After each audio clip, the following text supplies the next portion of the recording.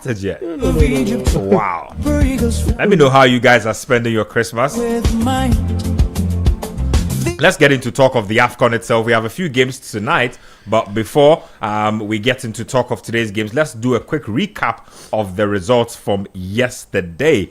First up yesterday was the game between Ivory Coast and Cameroon. I watched that game personally. I have a few opinions on that game. I'll be sharing them with you in a bit. But 1-1 is how that game ended. I don't know, but it sort of ended exactly how I thought it would. So go from Yamoussoukro Messi, aka Ahmad Diallo. He was on target for his country, Cote d'Ivoire, and then Conan also scored an own goal for Cameroon, but in the end, split points. I was very disappointed overall because this was a marquee clash. I expected some level of technical quality to show through. In the end, it was a very cagey game, very like the two teams were sizing each other up. Just your opinion on that game. 1-1, big game. But a big game, absolutely. I mean, for me, it's I can say that's my match for the group stage. You know, we wins that award because I felt from the early stages of that game, it was a bit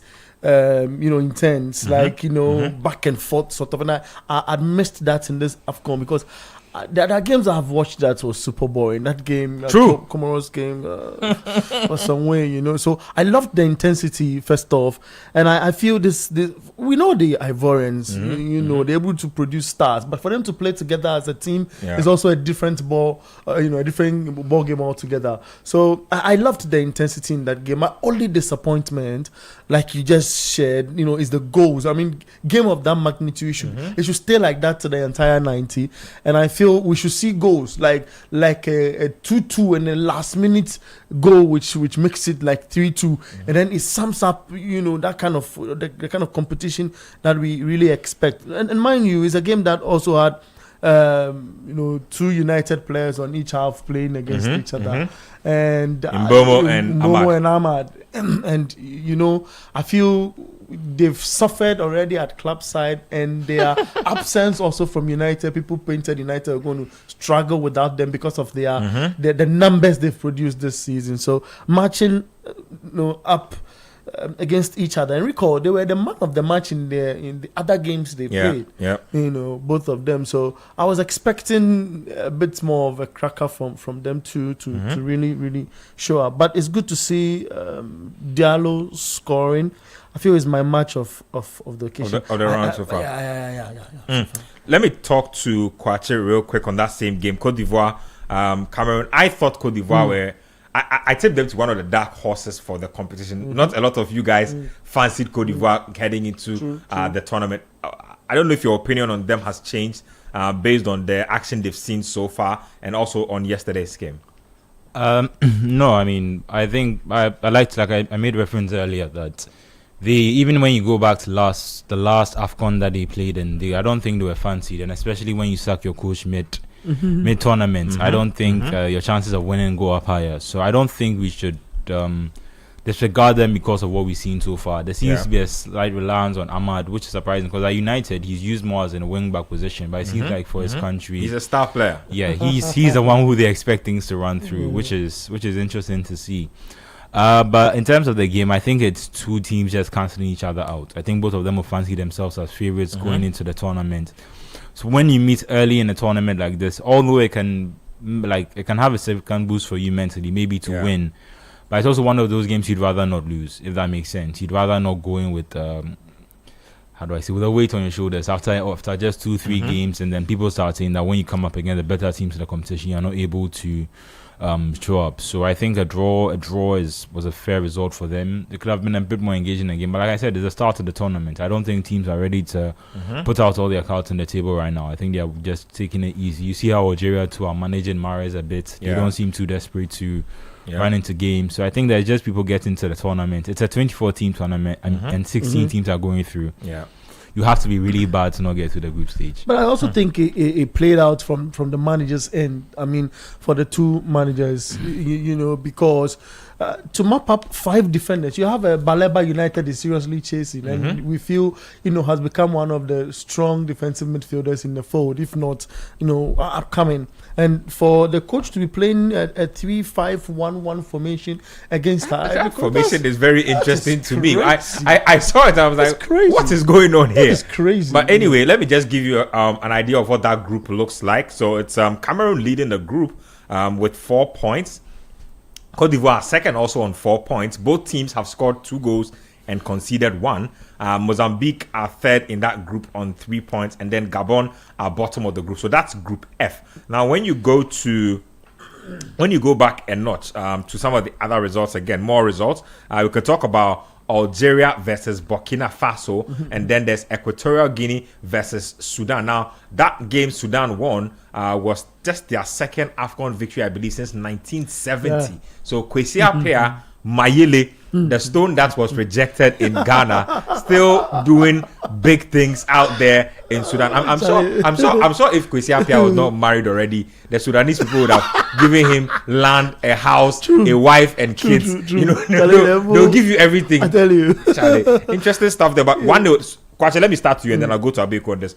Big win for Sudan as far as that game is concerned. Underdogs definitely heading into it. History for Kwesi Appiah. Just thoughts on that? Yeah, I mean, I think it's an unavoidable question, especially now we're at an AFCON Cup of Nations where we're at an AFCON Cup of Nations where Ghana did not make it ourselves to the tournament. And then we have a guy who was our former coach who always, every time we look at the other side, he was in our AFCON group that also did not go our way. And it seems like he's at the AFCON right now doing really well. So yeah, just in terms of that, I mean, Sudan, like you said, Sudan are not one of the most fancy teams in this tournament. I don't think they're looking at this thinking that maybe they can go all the way. It is possible, given their group is quite wide open, and with Algeria winning 2 out of 2, I think the second place spot is up for grabs. But even with a win now, I think they are guaranteed to get one of the best third place qualified teams. So for Kwesi Appiah, I think it's just strength to strength. I just wonder if in their final group game, whether they can actually build on the momentum from beating Equatorial Guinea and going to the game against Burkina Faso with a bit more confidence. That makes sense. So that they can at least guarantee a better spot. Because even if you go in third, I think when you go in third, you face one of the better placed first teams. Always. And that's going to be a challenge for them. So if they want to make sure that they can get to the next stage, I think they need to go into the game with Burkina Faso, try and win that. And then after that, try and see if they can get a good group seed in from that point on in the tournament. Let me get Abeku's thoughts on Kwesi Appiah and that Sudan feat. But he's doing something that the Sudanese love, and they're even looking beyond this picture to get them into the World Cup. And I feel Kwesi's done well. He's kept himself on the low, studied the game, and it shows when he gets the opportunity, and especially with the Sudanese foot. Look, now on the ranking for the third place teams, he's already third. He's on 3 points. Yeah. He needs a draw. Burkina Faso, and then the dynamics also comes in. Burkina Faso, a draw puts them second still. Then they will be third. And already, like I indicated, you have Mozambique, Benin, per goal difference. It puts them in that order. And then there is Sudan in the rankings for the third best place teams. And we'll have 4 from the third best place get into the fold. So Kwesi Appiah will just draw against Burkina Faso, plus minus worst result. I think he's guaranteed to go through. That's given so far, like you're saying, they are third on the ranking of third place teams. So it's Mozambique, Benin, Sudan, and then Zambia. But you have Tanzania and Zimbabwe also on 1 point. Based on how their next games go, they'll also want to make a shot. But if you look at the groupings right now, Algeria top Group E with 6 points. They have scored 4 goals and conceded none. Already through to the next stage. Burkina Faso lost to Algeria by a lone goal in yesterday's game. 1-0 was how it ended. So Burkina I don't think that was a penalty. It was so soft. Very, very, very unfortunate. I feel like Burkina Faso have had there's been a lot of criticism for the referee, a Ghanaian referee. That's one of friend. our best. Yeah. He's and interestingly, today the FA released a list of officiating officials that's been confirmed for next year for FIFA badge to officiate international games, right? And he's in there. I mean, to be honest and to be fair to him, I definitely thought that decision was controversial, but I don't want to use the decision to judge him as a person. I feel like as a referee, I won't say he's been exceptional on the international stage, but he's done his part for most part. He's avoided controversy for most part. This was definitely a controversial decision. Burkina Faso will definitely feel hard. Yeah, but I mean, I think I don't get is how do you arrive at controversial decisions after VAR? That's the problem. He himself, that's the problem. He's also picked as a VAR official for next year's. To be honest, the VAR application at this AFCON has been a little sketchy for me. I've not really liked how smooth it's been. Delays in decisions. Sometimes it appears the VAR machine is not responding as you know. I don't know what's going on. A lot of controversy. It's been very stop and start in a lot of the situations. But I wish referee Lai well. I hope that decision will probably not affect how he's assessed the rest of the competition. He's a guy with a thick skin. I feel he knows the rules of the game as well. He's never intimidated when you see him. I don't think it will affect him personally, but just on the commentary that's around him post that, because that's how people come in. People's consciousness. They'll rank all the referees going into the next round and all that stuff. Ben, fair point. Now, from our standpoint, we might see certain decisions he takes, and like you say, just like we play, friendlies and there's accumulation of points and what have you. In the referees scheming, there's also, the category of games you officiate, and then your numbers that adds up in that area. So this might just be one of the major sins he's committed. But he has more good that he's done. That's my hold him up. Lord, my just have mercy. We might hold him up. Just on Kwesi Appiah, just know that about 3 weeks ago he signed a contract extension, another 3 years with Sudan. The guy is going to die in that country. I'm just scanning now. If they had a chance, they'll give him land, a house, a wife, and children. Look, if they had a chance, and most importantly, he played. You get it. He played away from home. He played away from home in a period where the country was disturbed with politically. And so they have played. That's a very important factor to actually mention, because that places extra pressure on you and all of that. So then the final result is Gabon losing to Mozambique. 3-2 is how that game ended. So let's go on to today's batch of matches. We have some really good games coming up today. Some teams have qualified already. Let's start off with Angola versus Egypt. That game is at 4 p.m. The Palancas Negras. So very contrasting fortunes. Angola are on the verge of elimination until or unless they can get something out of this game. Egypt have qualified for the next round. 2 Mohamed Salah winners for Egypt. So Egypt are cruising. They are hoping to keep their momentum, but this is a big game for them. Let me start you on this one, Abeku. And Angola are in a dire situation because they, prior to even coming into this tournament, they failed to keep a clean sheet in their last 5 matches. That's how bad it's been. Lack of a clean sheet in their last 5 matches. I believe they lost to South Africa in the early game and then had to rescue a point late. I believe it was in their game against Zimbabwe. So far, very shaky tournament. Look, their only realistic chance of making it into the what we sum up as the third best ranked teams is to win. Is to win. And unfortunately, it has to be against Egypt.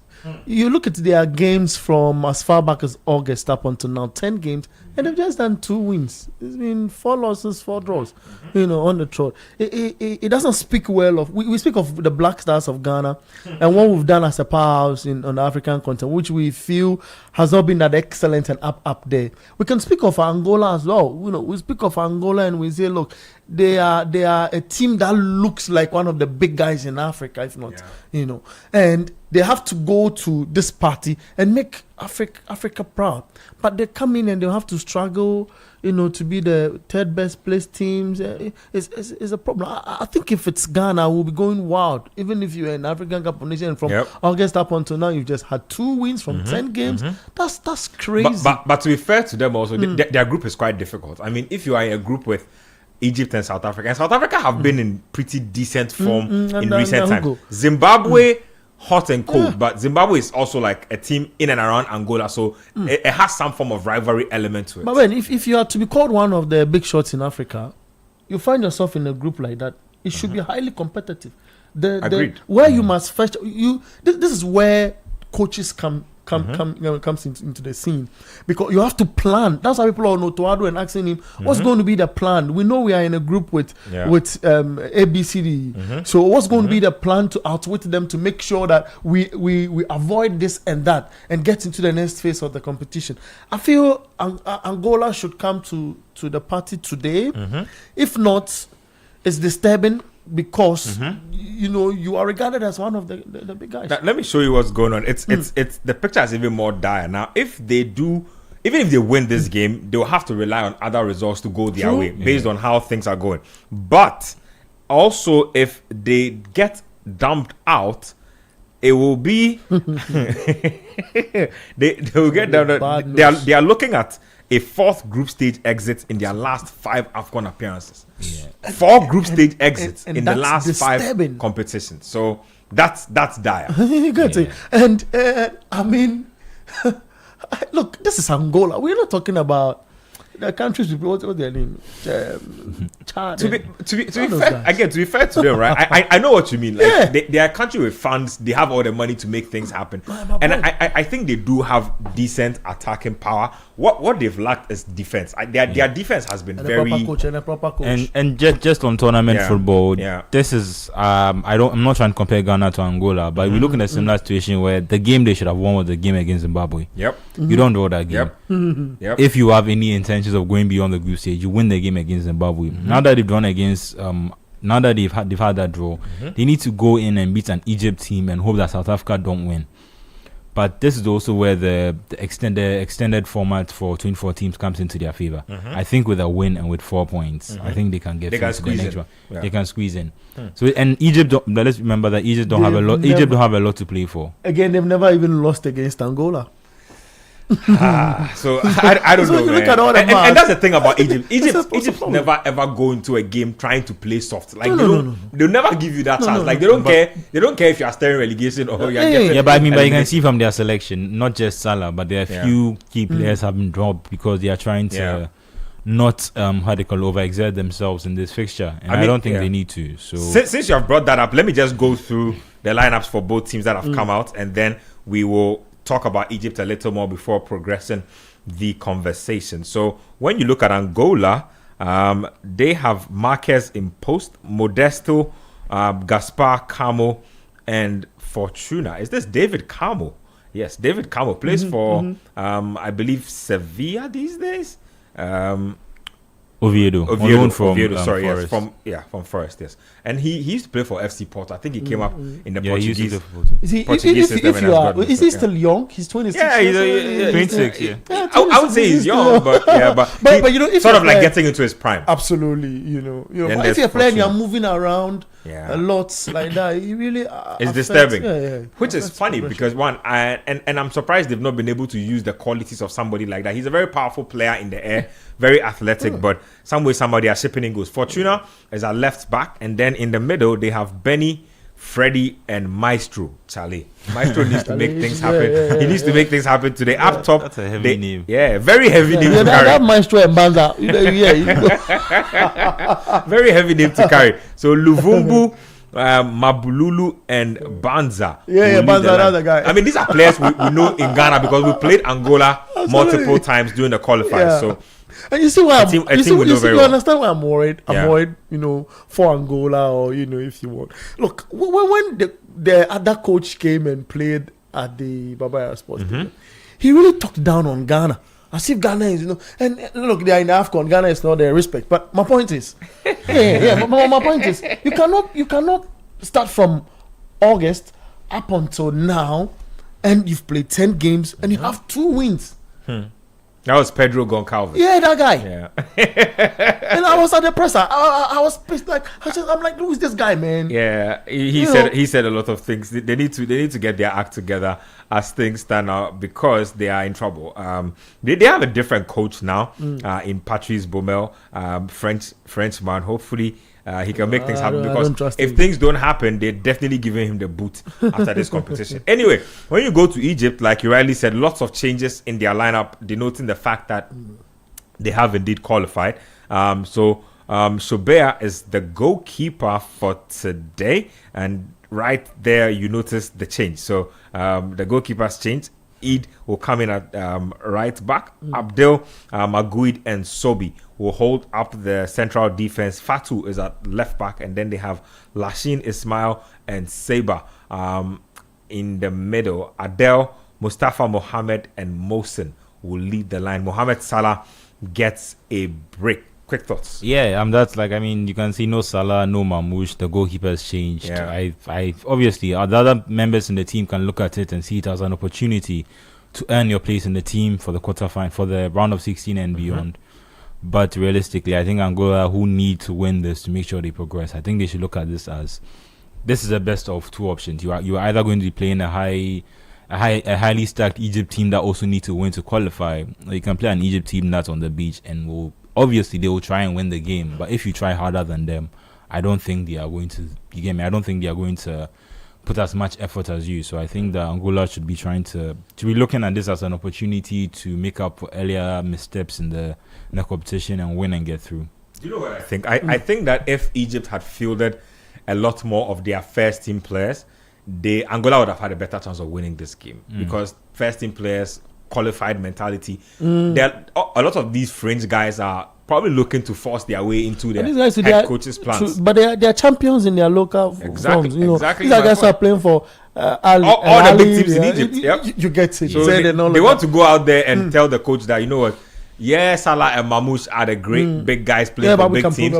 But if you put us in the mix, we can do it. And also, Egypt have a thing for, I mean, when Egypt have won the AFCON in the past, it has been built on the foundation of local players. So it's always that type of situation. I think Angola. I think it's going to be difficult for Angola. I think they are in for a very, very tricky game. I don't envy them at all. You know. Hopefully they can navigate this tie. True. When you go to another tie that's happening also at 4 p.m., we can open it up and talk about Zambia versus Morocco. No, not happening at 4 p.m. That's the second game. Yes, let's look at the South Africa game instead. So South Africa have a game against Zimbabwe. That's a local derby. Like I said, regional rivals actually going into a high stakes encounter. I mean, the Zimbabweans need a straight victory to reach the knockout stage. Bafana will need at least a draw, and that will be enough for them to progress. Hugo Bruce, who is South Africa head coach, has been saying some very interesting things. Let's get into that before we get into the game itself. He says that the vibe at this AFCON has been dead and that he doesn't feel it. He says that he's been at other AFCONs before. It felt more alive. It felt more interactive. It felt more engaging. He's not feeling the spirit of this competition. I mean, let me start with you on that. I don't know where you stand on that. I feel there's a portion of Africa that loves football and continental football, as in African football. Okay. And there's a part of Africans on this continent who love their club football and their national team. And I feel Morocco is one of them countries. The North African countries, if you want to put them in bracket, they behave like that. Algeria, Egypt, Morocco, they have similar traits when it comes to supporting. If it's their own, there's a way that they support it. I recall when I was in what's the name of the place again? Oh, where the pyramids are in Egypt. Yeah, Giza. Yeah. There was an indoor tournament that was held. Anytime the other countries are playing, and even some part of the North African countries are playing, there's nobody there. No. It's the Egyptians, and they've shown it clearly. It is happening in this competition where games involving Morocco are packed, and then the other games are sparsely watched. Yeah, and interestingly, CAF is saying that after 20 minutes, into kickoff, we are opening the gates free. Imagine if this is Ghana and it's the Accra Sports Stadium. Yeah, people will be feeling. Yep. Sometimes people will be eager to go watch. Yeah, True. But I mean, it's the way they've packaged themselves, and it's really bringing the vibe down, because Africa are part of the world, and where we find our football is a fandom that makes it super exciting. We all speak of certain factors that initially we pinned to fact that okay, you know, ABCD contributes to why people are not showing up. But if it's frigate and you're Moroccan, come on, man. Kwasi, I don't know where you stand on this. What would have made this tournament? What's the missing element from this? Because the stadia have been great. I think the organization generally has been top notch. The quality of pictures we've been getting top notch. What's the missing ingredient? I mean, I think initially I thought it was an affordability issue, because even though there's, like, I get what you're saying, there's open gates at some point in time, I feel like the access to these type of things has not always been like within reach for most of the people within Morocco. And I think that reading into the issue, it seems like that's also one of the things that's coming up, where it feels like this massive investment that the Moroccans put into football, it seems like not everyone within Morocco was thrilled about it. And that there were different sectors within the country that may have taken a hit slightly just to accommodate this vision of football that they are trying to spread across the globe. And while I would sit here and I would say that it's reaping rewards for them, but then there may be people within the country who don't necessarily feel like it has had the same benefit for people, or same had the equal benefits for people throughout the country. And I think it's affecting the way they... And I'm not trying to... They're receiving the tournament. They're receiving the tournament. And it's also, like Abeki said, it's slightly...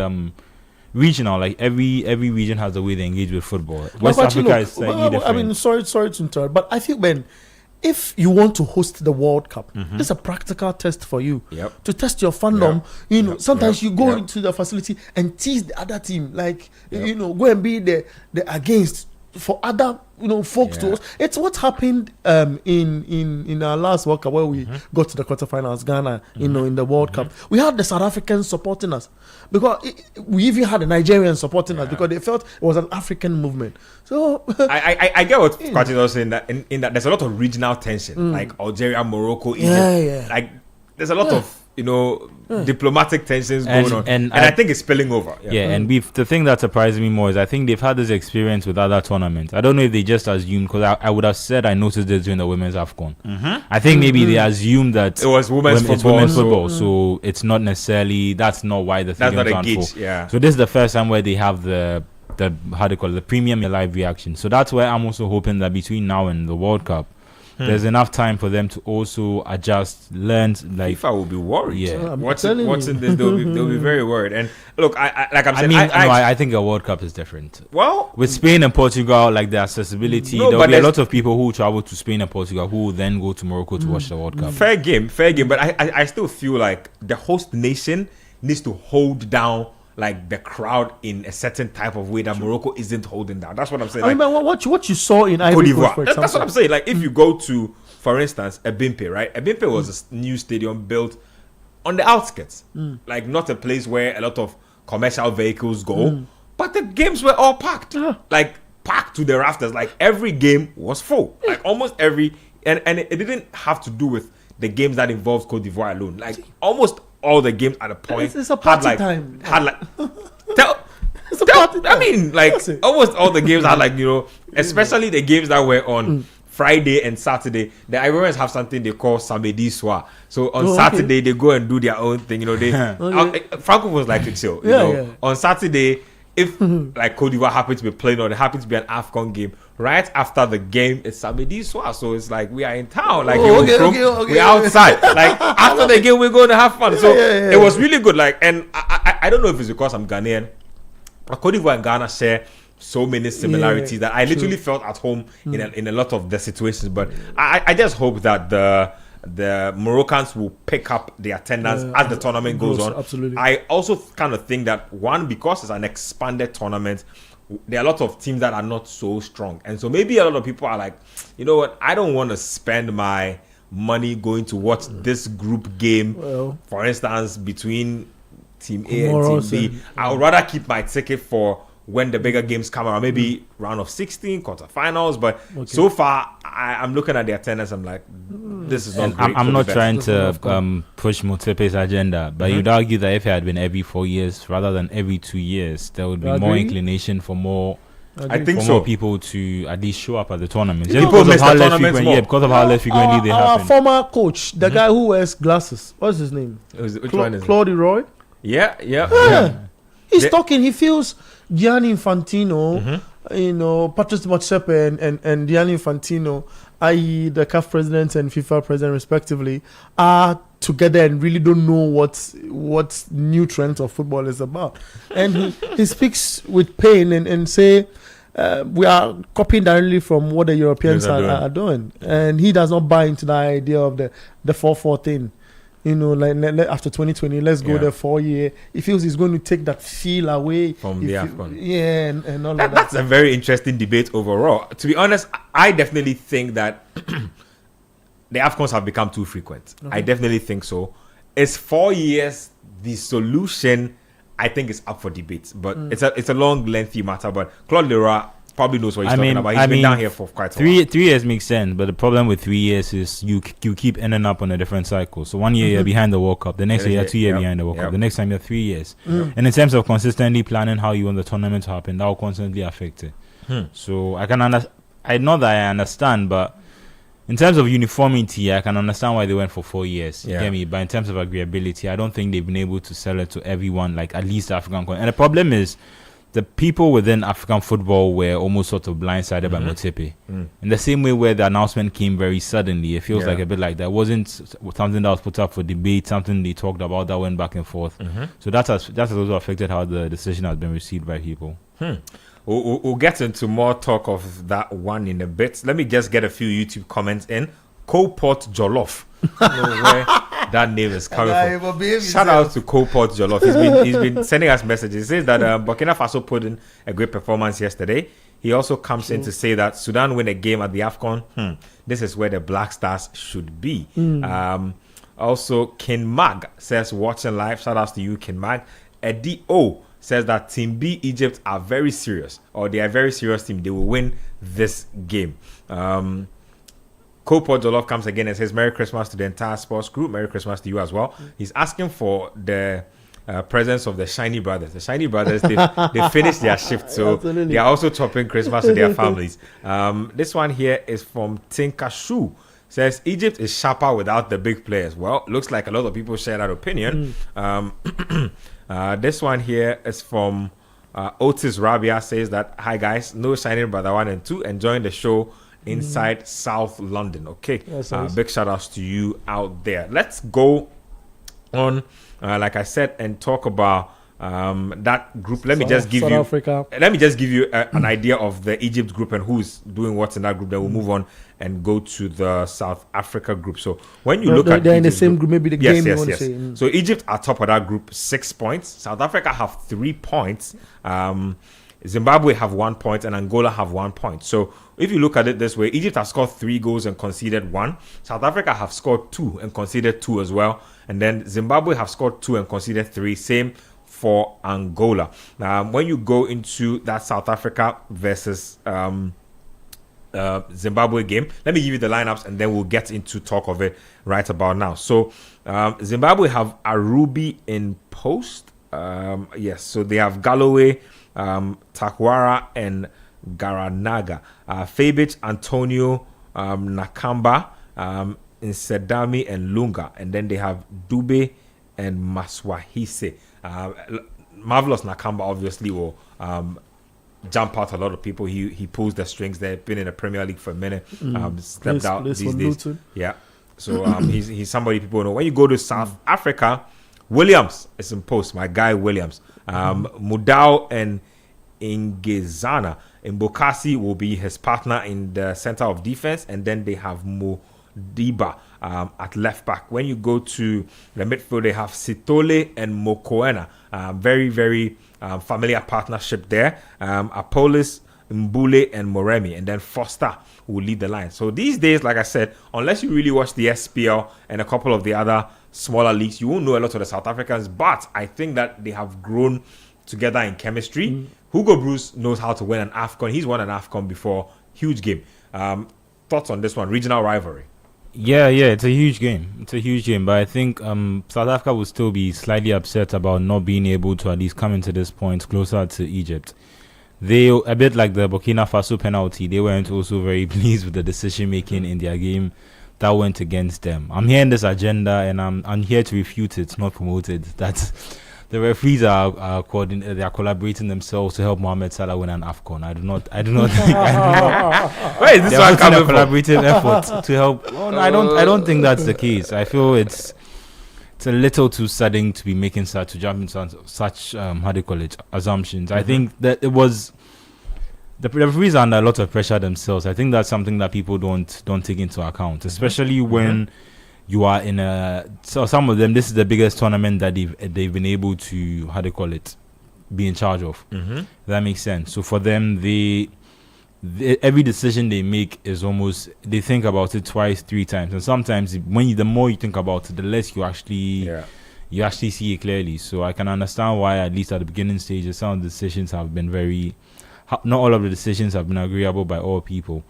But just in terms of the South Africa game, I mean, Hugo Broos was under a bit of pressure earlier in the World Cup qualifying campaign when it looked like they were not going to make it through. They managed to squeeze through at the end at the expense of Nigeria, and so far it looks like they've been riding on that wave since. And in terms of going to meet Zimbabwe, I think they should. As much as it is a rivalry, I think it's a rivalry that they should be dominating, and it's one that they should at least go into this game expecting to see their place in the next stage, and then hoping to see what goes beyond that. Whether they can go on and be one of the teams that competes for the tournament as a whole, I think that, like you said, that kind of depends on the strength of the SPL. Is it being underrated than most people think? And there's some hidden gems who are going to come out and show that this is the tournament where they prove themselves. I mean, because I think that the South African league on its own, as compared to the other leagues, maybe it's because of exposure, maybe it's because of the product of SuperSport and other affiliated brands, but they're able to present a good product. Whether that means that in terms of quality they have more quality than the other teams, I can't tell that per se. Maybe there's more quality in other leagues, but it just doesn't have the same chance to, how do you call it, to show itself. So this is a big opportunity for him. And again, like, for some of these teams, how they do in this tournament shows how they can perform in tournaments to come, like the World Cup and other tournaments. So I think that's a good opportunity for them. Let me give you a few stats before we move it on. So if you look at the previous meetings, all competitions, they've played 11 times. Both South Africa have won 7 of those. Zimbabwe have won 2. They've drawn 2. Now you look at the recent meetings. Most recent meeting was on the 10th of October 2025. Zimbabwe played home in that game. That game ended goalless. Then they met in the COSAFA Cup. Prior to that, on the 7th of June, South Africa won that game by 2-0. CAF World Cup qualifiers, 11 June 2024. SA won that game as well by 3-1. So South Africa have been dominant in recent games. Let me look at the matches they have played. They themselves have played coming into this game. Now, Zimbabwe's form guide coming into this game is just 1 win in the last 5 matches. So lost to Lesotho in the World Cup qualifiers. Lost to Algeria 3-1 in a friendly. Won 2-1 against Qatar in a friendly match. So that's their only win in their last 5 matches. When the Nations Cup started, they lost 2-1 to Egypt, and then also they've had I believe a 1-1 draw against Angola. So that's how things are for them now. When you look at South Africa, last game for them was a defeat, 1-0 defeat to Egypt. Before that, they beat Angola by 2-1. Before that, it was a game, non-FIFA friendlies, it says, I believe, versus Ghana. Was it? Yes, so there you have it there. That's not confirmed, so I'll just leave it out. Then you have a game against Zambia, 3-1, they won. So SA have been in really, really good form. Regional rivalry, like I said, this is no ordinary game for them. I say Ghana one is the one that we used, what's their name? Black Galaxies to go and play. Oh. Yeah. Oh, and then yeah. You know. Is it the one Fatal when they said he was overwhelmed by the crowd at the stadium? Was not that one? Oh no. Oh, the one we just played. Oh, okay. Yes, recently. Okay. Yeah. I mean, just this very recent one. Yeah. True. True. I think that's why it had an asterisk beside it, because it was the local select side. Yeah. So that's why it has an asterisk beside it. So that's the. Let me take predictions from you guys on this game. How's this game going? South Africa, Zimbabwe. Let me take your prediction first. Look. Well, you go. I mean, it has to be a win for South Africa. I mean, I remember Zimbabwe from the World Cup qualifying. They didn't win a single game either. I think five draws and 5 defeats. And Egypt is not winning against. Angola is not winning against Egypt either. So what does the group become? Or I think how? Because you look at the standings, and Angola is on. I'd give Angola a shout. You give Angola against Egypt, just for the fact I get the argument that it's not a full strength Egypt team. Yeah.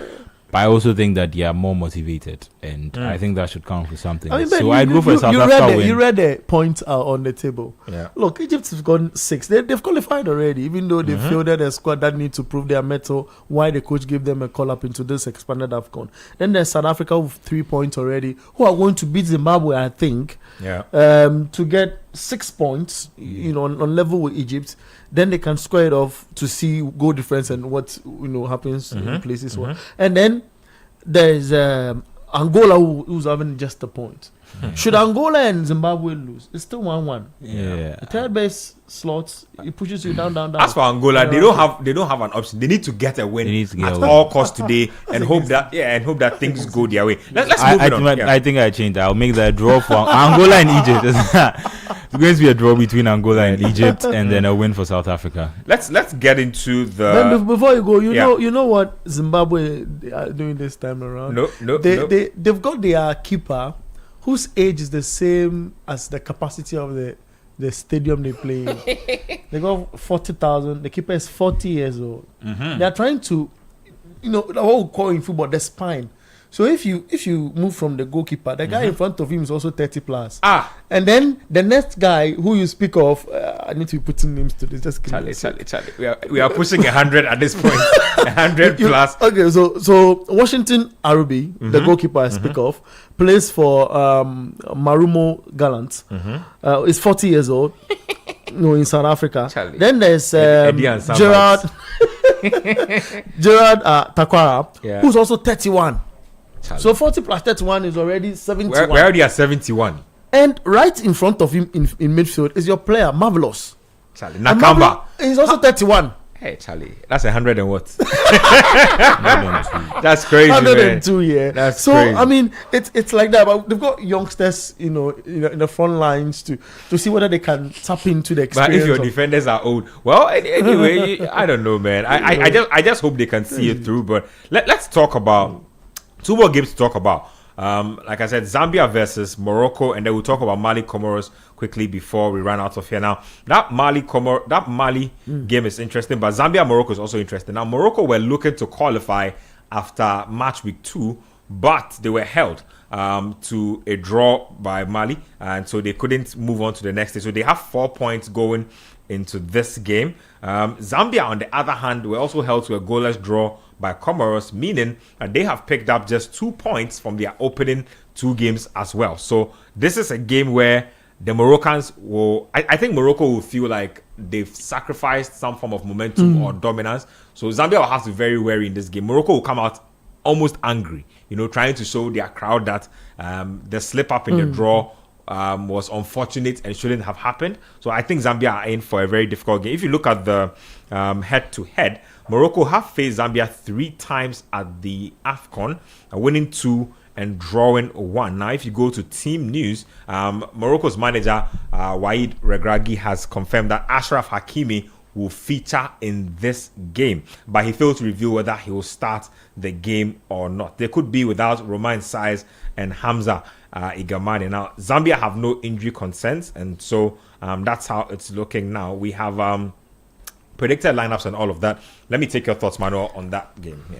Yeah, I mean, like you said, Morocco just need to come in. They're almost qualified, all but qualified in a sense. So they just need to come out and put a performance that should, why a lot of people are talking about them as favorites to win the tournament.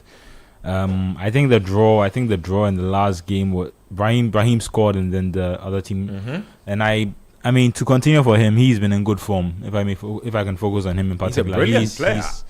Real Madrid keep doing him dirty with substitute minutes. But yeah, Oh no, but I mean, can he start in this Real team? Madrid have been floundering. If you see Real Madrid play, they don't create a lot. Their finishing is lackadaisical without Mbappe. He can definitely move somebody in that team, but there's politics. So I mean, conversation for another day. Yes. There's politics. There's politics. I see Brahim play, and I see what he does every time he comes on for Real Madrid. Yeah, but I don't They think always lack. They always It's lack politics. what he does when he comes on the pitch. True. Some way, Simple. somehow, Simple they words. can. He doesn't get a start. Yeah, but Like, it's just the players ahead of him in Bellingham and maybe Goulet. I think there's just. Look, it's politics, bro. But yeah, but fair. But he's played really well at the tournaments. Yeah. They will be looking to, like I said, make a statement because again, the home advantage should also just start to count for something because it looks like a lot of other teams are not getting any advantage at all from playing with fans. So it looks like they also need to approach the games in a way where it shows that their their intention is to win the tournament. I've also been impressed with initially in the first game. I think I was quite impressed with how they played. I think the second game was a bit of a come back to earth moment for them. But coming up against Zambia, it's a team that hasn't also won a game all tournament. I think Morocco should win this one easily. Look, Morocco it's going should to win be this difficult. easy? It's going Okay. to be difficult for Morocco. Look, Ben, they've showed what they can offer on the pitch of play. I mean, for me, if you pick teams that's fighting hard in this tournament, I feel Zambia is one of them. Yes, it's true that the last time they beat, this side was in 1993. It's a long time ago. It's a long time ago. those are the kind of records that dampen your morale when you are heading into a game. You get it. And in the last 22 games, Egypt, Morocco, they've done half of wins in those 22 games they've played when it gets to head, and it's disturbing because, but I can't write Zambia off. You know why? We didn't give them a chance against Ivory Coast in that campaign. They won the AFCON. And that's something. It's exactly 10 years since they won the AFCON. They are aware. Yeah, so you recall another history led them into winning to sort of what's the right word? Sorry. The guys who lost their lives, to honor them. It played in similar fashion when they were going into, that game again. And Ivory Coast had all the stars. And now you are playing against a country that is expected to churn out important result. Yeah. You look at their group, and the guy who is sitting at the bottom has a chance of getting, into the next phase of the competition. Yeah. Yes, that's Comoros. Yeah. Should Comoros win, it gives them 4 points because they already have a point and all of that. So, I mean, Ben, it's a dramatic group, I want to call it. If, and again, I repeat, if Morocco makes a mistake, this will be their end. You know why I say that? Zambia is playing Morocco. Yeah. Let's assume Zambia wins. It's Don't win, no. No, I'm telling you, they won't win. Like, they won't win in Morocco. Like, Morocco, like you want to put the home teams. Zambia, they can You want to put the home teams host and win in jeopardy. Ivory Coast that then had Don't win. Didier Drogba. Abeku don't win. They'll need all the Greek gods, the African gods, the Norse gods. Everybody will have to be on their side today They for them played to win. 1-1 with Mali and played 0-0 with Comoros. Yep. They can hold this. It's possible. No, it's possible. It's definitely possible. Yeah. I'm just saying that the odds are hugely tipped against them. Well- Let's round up the conversation with the last game. There's a Mali versus Comoros game. Now, both countries are looking to close out their group phase in strong fashion. 2 matches in the tournament. Comoros remain winless. 1 draw, 1 defeat. Mali are unbeaten. 1 win and 1 draw. They've only previously met once at the 2026 World Cup qualifying stage. Now, Mali won both meetings in those 2 games. 3-0 victories in each encounter. Surely, Mali will navigate Goodness this. and mercy. Surely. Shall follow them. Surely, Mali will not let this slip. Mali have a thing. Mali are like the Tottenham Hotspur or the Dortmund of African football. Like, they have a thing for letting things slip out of their hands when it's right there for them. Like, you tip them going into a tournament, there'll be this, there'll be that. They will not do anything when the tournament starts. And that's that game against Comoros. They could get 7 points if they win this game, move on to the next stage, or they could draw the game or lose and complicate their tournament. I barely have any time. So just Okay. 30 seconds of thoughts, and then prediction. I tip Mali to win, my prediction, and maybe win by 2-1. You know, the AFCON is produced that kind of result for a minute, so I predict that 2-1. 2-1, yeah. And I feel with Mali's pedigree on the continent, they are fighters, and a game against Comoros shouldn't be that game that should, you know, put them down as it shouldn't disturb them. It shouldn't. Kwate? The thing that's upset me about Mali is they've had to come back from behind in both games. The first game was quite a late equalizer, and the second game was much earlier. But it means that they haven't been able to start games and approach games well. Yeah. Like you said, this is a game that they must win. But this is all what worries me most now. That if it's a game that they actually must win, they will definitely go behind in it. So now I just wonder whether their resilience is there. But this is a game that, looking at the opponent and what's at stake, they should be winning. Well, in subsequent episodes, we'll discuss top goal scorers and all of that. Mahrez currently leads the chart with 3 goals.